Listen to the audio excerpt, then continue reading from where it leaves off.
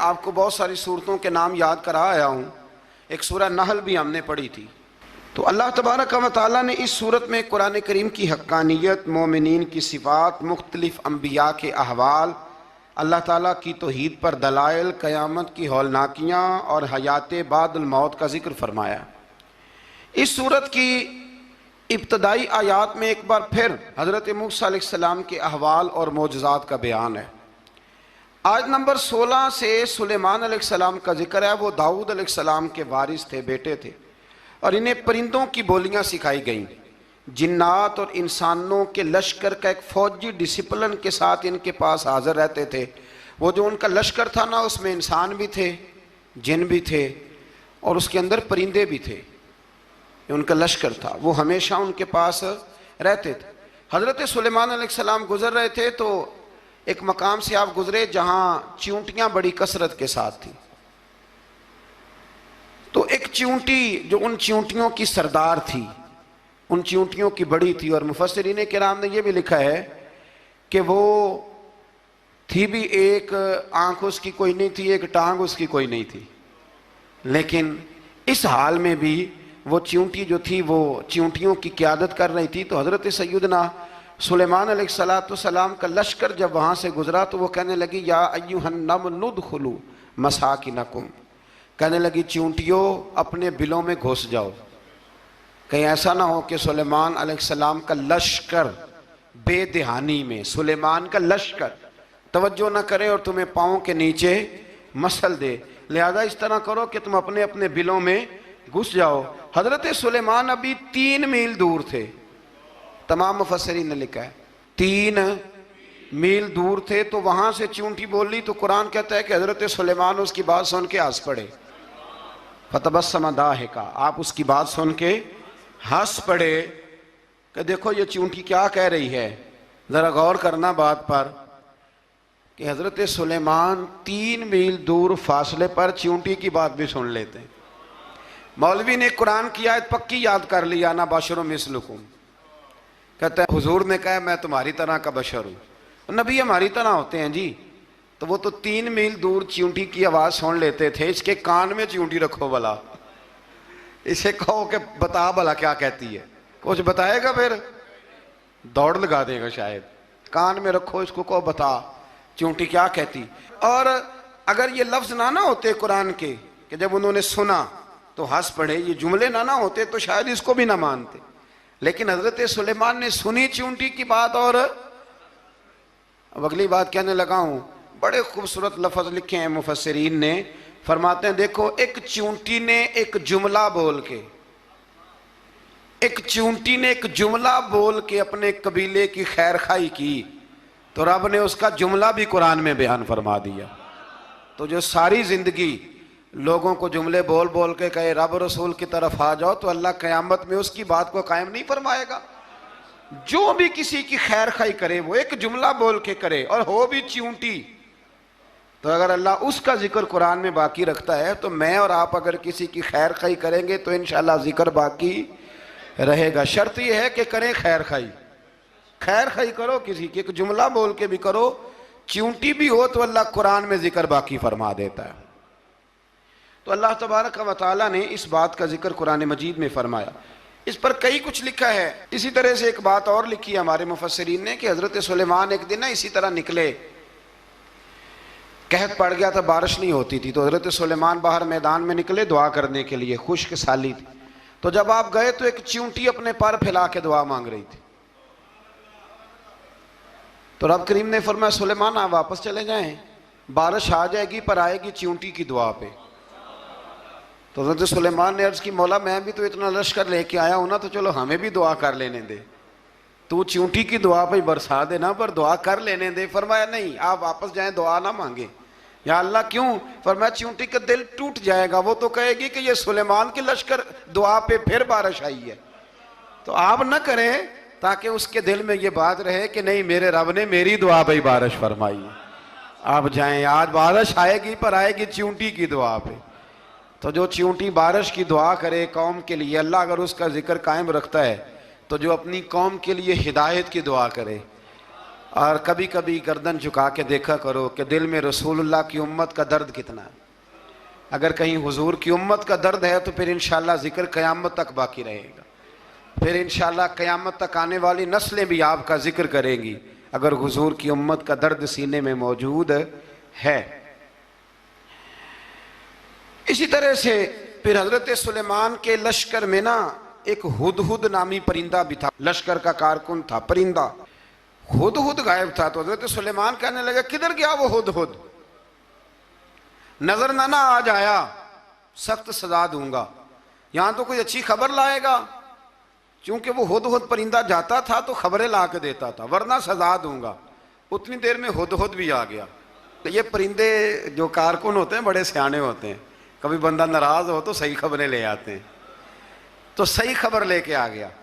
آتے ہی آ کے بیٹھا تو اس نے حضرت سلیمان علیہ السلام نے کہا کہاں تھے؟ عرض کرنے لگا حضور میں ملک سبا گیا تھا، وہاں ایک عورت حکمرانی کرتی ہے، اس کا نام بلقیس ہے.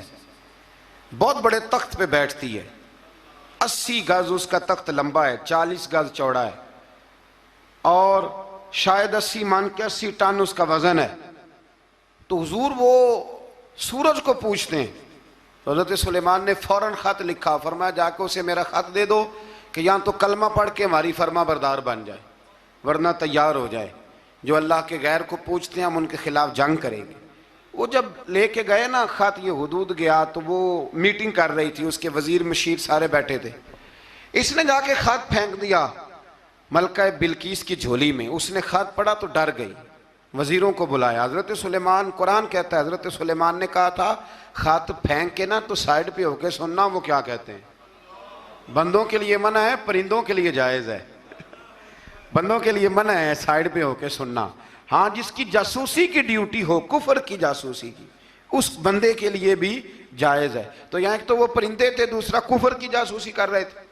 سائیڈ پہ ہو کے سننے لگے تو ملکہ بلقیس کہنے لگی اب کیا کرنا ہے، یہ خط آیا ہے. تو وہ کہنے لگے ہم تیار ہیں، آپ حکم کریں، ہم لڑنے کو تیار ہیں، لڑیں گے. وہ کہنے لگی نہیں تیزی نہ دکھاؤ. قرآن مجید کہتا ہے کہ وہ کہنے لگی جب لڑائیاں ہوتی ہیں تو شہر تباہ ہوتے ہیں، ملک کھنڈر بن جاتے ہیں. لڑائی مسئلے کا حل نہیں ہے. انہوں نے کہا کہ میں نبی ہوں. ایک دفعہ آزما لیتے ہیں کہ نبی ہیں کہ نہیں. معاذ اللہ آزما لیتے ہیں. کہا کیسے؟ کہنے لگی تحفے تحائف بھیجتے ہیں. اگر مال پر دل للچا گیا تو پھر نبی نہیں بادشاہ ہے، اور اگر مال پر دل للچایا نہ تو پھر اللہ کے کامل بندے. یہ فرق اس نے اس وقت بیان کیا. اس نے 500 کنیزیں، 500 غلام، بڑے شاندار لباس پہنا کے، 500 گھوڑا بڑا تگڑا، اس کے اوپر مال و اسباب رکھ کے تیاری کرا کے حضرت سلیمان کی طرف بھیجا. ہدہد پہلے سے خبر لے کے آ گیا. حضور اس نے یہ پروگرام بنایا ہے. وہ جب آیا سارا کچھ تو حضرت سلیمان دیکھ کے جلال میں آ گئے. فرمانے لگے اسے جا کے کہہ دو تو مجھے کیا تحفے بھیجے گی، میرے رب نے مجھے مالا مال فرمایا ہوا ہے، انہیں مالا مال کیا میرے مالک نے. جا اسے جا کے کہہ تو کیا تحفے دے گی. جب رب دیتا ہے تو پھر کوئی کمی نہ وہ نہیں چھوڑتا. بندے کیا دے سکتے ہیں؟ بندے تو بیچارے 10 دے کے تو 10 دن ان کی آنکھیں نہیں کھلتی. فرمایا جو اللہ نے جو دیا ہے کیا بات ہے اس کے دینے کی. تو فرمایا اسے کہو یا فرما بردار ہو کے آ جائے یا جنگ کے لیے تیار ہو جائے، ہم اسے اس کے شہر سے ذلیل کر کے نکال دیں گے. اس نے جا کے جب پیغام دیا تو اور ان لوگوں نے بھی آ کے بتایا کہ وہاں تو ہم عجیب منظر دیکھ کے آئے ہیں کہ جانور بھی ہاتھ باندھے کھڑے ہیں، وہاں تو جنات، سرکش جنات کھڑے ہیں. وہ بادشاہ نہیں، وہ نبی ہیں. وہ جو 500 غلام اور 500 کنیزیں گئی تھی، حوال سنایا آ کے. تو ملکہ بلقیس نے پھر خط لکھا کہ میں فرما بردار ہو کے آ رہی ہوں. معنی کیا ہے؟ میں کلمہ پڑھنے کے لیے آ رہی ہوں. تو حضرت سلیمان نے کہا بھئی اب اس طرح کرو، ذرا فرش بچھاؤ. انہوں نے فرش بچھایا اس طرح کا کہ اوپر فرش تھا، نیچے مچھلیاں تیر رہی تھیں، لگ رہا تھا دریا ہے. ڈیوٹی لگا دی، جنات نے بچھا دیا. ادھر حضرت سیدنا سلیمان فرمانے لگے اب چونکہ مان کے آ رہی ہے تو اسے اپنی نبوت کی علامتیں بھی دکھانی ہیں. اس نے تخت بڑا شاندار بنوایا تھا، اور خواتین میں جو عادتیں خواتین والی ہوتی ہیں وہ جاتی نہیں. وہ 7 کمروں میں نا پیچھے اپنا تخت رکھ کے تو 7 دروازے بند کر کے آئی. اس زمانے میں ایک رواج تھا، وہ زلیخا نے بھی 7 دروازے مکفل کے ایک رواج تھا. ایک کمرہ، پھر کمرے کے پیچھے کمرہ، پھر اس کے پیچھے کمرہ، پھر اس کے پیچھے کمرہ، اور اس کو بڑے موٹے تالے لگائے جاتے تھے، اور فلسفہ یہ تھا کہ ایک تالا توڑے گا کوئی تو جب تک سپاہی آ جائیں گے، اور اگر اس کے توڑنے تک نہ آئے تو دوسرے کے توڑنے تک آ جائیں گے، اور اس کے توڑنے تک نہ آئے تو ساتویں تک تو آئے جائیں گے۔ یہ ان لوگوں کا نفسیاتی معاملہ تھا، سوچ تھی۔ 7 کمروں میں مکفل کر کے وہ نکلی تو حضرت سلیمان علیہ السلام کہنے لگے بھئی مجھے اس کا تخت چاہیے اس کے آنے سے پہلے، اس کے آنے سے۔ اس واقعے کی کیا ضرورت تھی قرآن پاک میں؟ یہ کیا حاجت تھی یہ تخت والی ساری بات قرآن نے کیوں بیان کی؟ پوچھیں آپ اپنے دل سے بھی اور انکار کرنے والے منکرین سے بھی، اس کی کیا ضرورت تھی؟ وہ جو کہتے ہیں جی ولی کی کرامت کی کیا ضرورت ہے، سیدھی سیدھی نماز پڑھو، روزہ رکھو، حج کرو، زکوٰۃ دو، تو پوچھو ان سے ایک سورت نمل کے اندر اس ساری تفصیل کی کیا ضرورت تھی؟ ختم ہو گئی جب وہ کلمہ جو پڑھ رہی ہے، تو پھر اس سارے واقعے کو رب کیوں بیان فرماتا ہے؟ حضرت سیدنا سلیمان فرمانے لگے تخت چاہیے، اور چاہیے اس کے آنے سے پہلے۔ قال عفریت من الجن، جنوں میں سے ایک بہت بڑا جن بولا، کہنے لگا حضور آپ کا یہ تخت برخاست ہونے سے پہلے لے آؤں گا۔ یہ جو آپ میٹنگ کر رہے ہیں نا، یا آپ فیصلے ختم، کچھ نے لکھا صبح سے شام تک میٹنگ ہوتی ہے اور اس کو آنے میں پتہ نہیں کتنے دن لگیں گے، تو میں یہ برخاست ہونے سے پہلے، اور کچھ نے کہا دی آپ شرط کیوں لگاتے ہیں کہ صبح سے شام تک ہوتی؟ اس جن نے کہا دی آپ 10 منٹ میں فارغ ہو جائیں، آپ فارغ ہوں گے تو تخت آ جائے گا۔ مفسرین نے لکھا ہے کہ جب قرآن کہتا ہے کہ اس نے کہا کہ آپ کے فارغ ہونے سے پہلے، تو اس کا مطلب ہے کہ جب آپ اٹھیں گے، یہ جگہ خالی کر دیں گے تو تخت یہاں کیویں؟ ہزاروں میل کا فاصلہ ہے، آ جائے گا، پر ہوائی جہاز پہ کارگو کرا کے، جی DHL کے ذریعے کیسے آئے گا؟ وہ آئے گا تو بس آئے گا۔ تو حضرت سلیمان کی تو بادشاہت تھی نا زمانے پہ، فرمانے لگے نہیں نہیں تو لیٹ ہے، تو لیٹ ہے، تو ہمیں جانتا ہی نہیں، ایٹ سٹ تے پکھڑا کوار گندل، اسی اور بھی بوٹیاں جاننے ہاں، یہ تو لیٹ ہے، ابھی ہماری طاقت اس سے زیادہ ہے۔ بڑی کمال بات لکھی ہے لکھنے والوں نے۔ ایک مفسر نے لکھا ہے کہ ابھی حضرت سلیمان نے غلاموں سے منگوایا ہے، اپنی بات کوئی نہیں کی، یہ حال ہے ان کے غلاموں کا، تو سردار کا عالم کیا ہوگا؟ حضرت سلیمان کہنے لگے بھی جلدی جائیے۔ قال الذی عنده علم من الکتاب انا آتیک بہ قبل ان یرتد الیک طرفک، تو اٹھا ان میں سے وہ جس کے پاس کتاب میں سے علم تھا، ساری کتاب کا بھی نہیں، علم من الکتاب، کتاب، وہ اٹھے جن کے پاس کتاب میں سے علم تھا، تو وہ اٹھ کے کہنے لگے حضور میں لے آؤں گا، کب؟ آپ کے آنکھ جھپکنے سے، نہیں آنکھ جھپکنے سے، بندہ تھا جن تھا؟ جن کی تو بات مانی نہیں انہوں نے، کیا کہا؟ آنکھ جھپکنے سے، میں آنکھ جھپکنے سے پہلے لے آؤں گا۔ تو حضرت سلیمان کہنے لگے تو ٹھیک ہے چل لا پھر، لا پھر۔ آنکھ جھپکنے سے بڑے ہی نادان نہیں، پھر غصہ نہیں آتا ان پہ، پھر غصہ نہیں آتا۔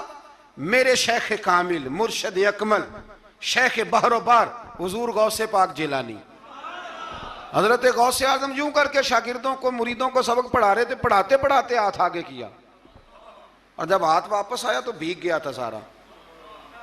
تو شاگرد کہنے لگے حضور یہ کیا ہے؟ فرمایا تمہیں نہیں سمجھ آئے گی، چھوڑو تمہارے والی بات نہیں، خاصاں دی گل آمہ آگے نہیں مناسب کرنی، رہنے دو تم۔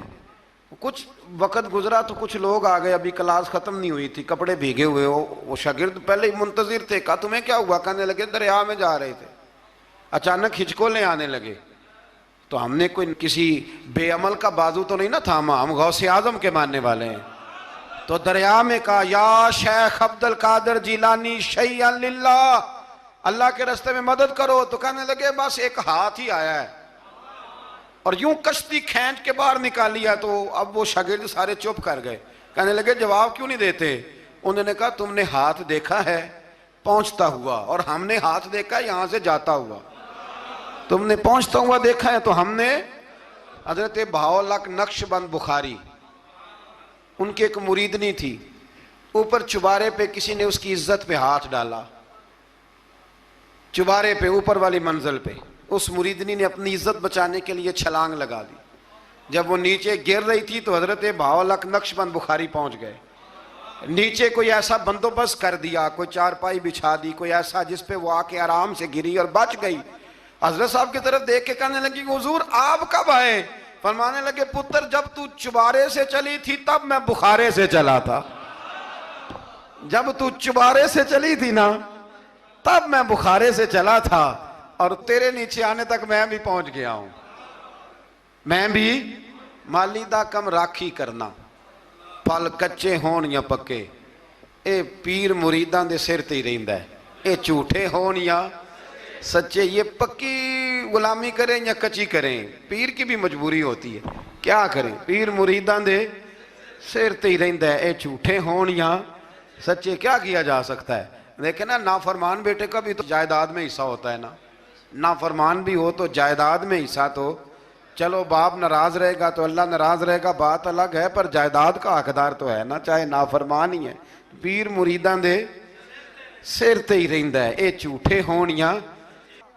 پھر وہ تخت آ گیا تو حضرت سلیمان سے پوچھا یہ کیا ہے؟ قال ھذا من فضل ربی، فرمانے لگے کچھ بھی نہیں۔ حضرت سلیمان کہنے لگے یہ میرے رب کا فضل ہے۔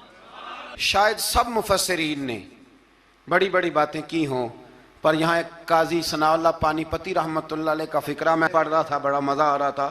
قاضی صاحب فرمانے لگے اس آیت پہ، قاضی صاحب کہتے ہیں جن پر نرا فضل تھا، ھذا من فضل ربی، نرا فضل، فرمایا ان کی تو اتنی طاقت ہے کہ وہ ہزاروں میل دور سے 80 گز لمبا 80 گز چوڑا تخت آنکھ جھپکنے سے پہلے لے آتے ہیں، اور جن کے بارے میں اللہ فرماتے ہیں وَبَشِّرِ الْمُؤْمِنِينَ بِأَنَّ لَهُم مِّنَ اللَّهِ فَضْلًا كَبِيرًا، فرمایا محبوب اپنے غلاموں کو خوشخبری دے دیں، باقیوں پہ نرا فضل تھا، ان پر تو فضل کبیر ہے، ان پر تو بڑا ہی فضل ہے اللہ کا۔ تو فرمایا جن پر فضل کبیر ہو، ایک نہیں، اس پر میں بڑے دلائل دے سکتا ہوں، کرامات اولیاء پر میں بڑے ہی دلائل دے سکتا ہوں، بڑے۔ غوث اعظم رضی اللہ تعالیٰ عنہ کے پاس بادشاہ آیا تو کہنے لگا پیر تب مانوں گا جب سیب کھلائیں گے، سیب کا موسم ہی نہیں تھا، تو حضرت صاحب آتے ہی اسے کہنے لگے اب تو میری ولایت کو سیبوں پہ تو نہ تول، اب سیب کھلائے تو ولی یا نہ کھلائے تو ولی کوئی نہیں، یہ تو اب میری ولایت کو سیبوں پہ تو نہ تول۔ تو حضرت صاحب نے یوں ہاتھ اٹھایا تو اللہ نے 2 سیب عطا فرمائے۔ تو وہاں جملہ ہے حضور غوث اعظم کا، فرمانے لگے اگر اللہ حضرت مریم سلام اللہ جو بنی اسرائیل کی ولیہ ہیں، ولی ہے نا، وہ نبی تو نہیں نا، عورت نبی نہیں ہو سکتی، فرمایا اگر اللہ انہیں بغیر موسم کے پھل دے سکتا ہے میں تو محمد عربی کا نوکر ہوں۔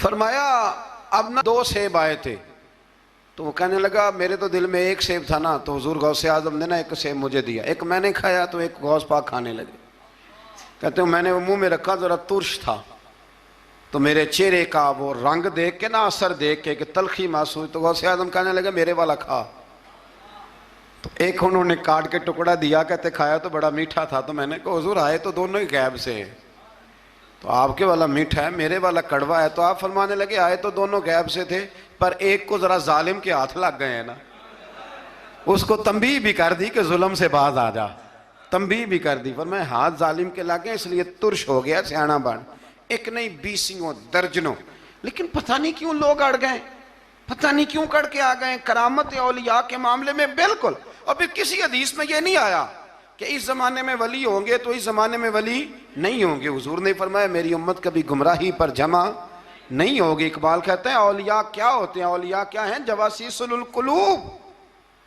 اقبال کہتا ہے ولی کا بہت بڑا ولی تم نے دیکھنا ہو تو اسے دیکھو جو تیرے دل کا جاسوس ہے۔ چلو یہ مشکل بات ہے، میں نہیں چھیڑتا، لیکن جو تیرے وہ جاسوسی کرتا ہے، پر کرتا ہے تیرے دل کی، وہ تیرے دل کا جاسوس ہوتا ہے ولی، اور اس پر حضور کی حدیث ہے، فرمایا اس کی فراست قلبی سے ڈر، یہ اللہ کے نور سے دیکھتا ہے۔ ڈر اس کی فراست قلبی سے، اللہ توفیق عطا فرمائے۔ بارہ اس ولی کا نام تھا آصف بن برخیہ۔ آصف بن برخیہ جی حضرت سلیمان کے وزیر تھے۔ وہ آئی ملکہ بلقیس، اور جب وہ آئی نا تو اس نے دیکھا کہ یہ تو آگے سامنے حضرت سلیمان بیٹھے ہیں، اور جو رستہ ہے نا درمیان میں وہ فرش ہے کہ دریا ہے سمجھ نہیں آ رہی، تو اس نے نا اپنا یوں کر کے اوپر کپڑا اٹھانا شروع کر دیا کہ نیچے پانی ہے۔ تو حضرت سلیمان کہنے لگے چلتی آ، نیچے کچھ بھی نہیں۔ اس نے پیر رکھا، نیچے مچھلیاں بھی تیرتی جا رہی تھیں۔ حضرت سلیمان علیہ السلام آج بھی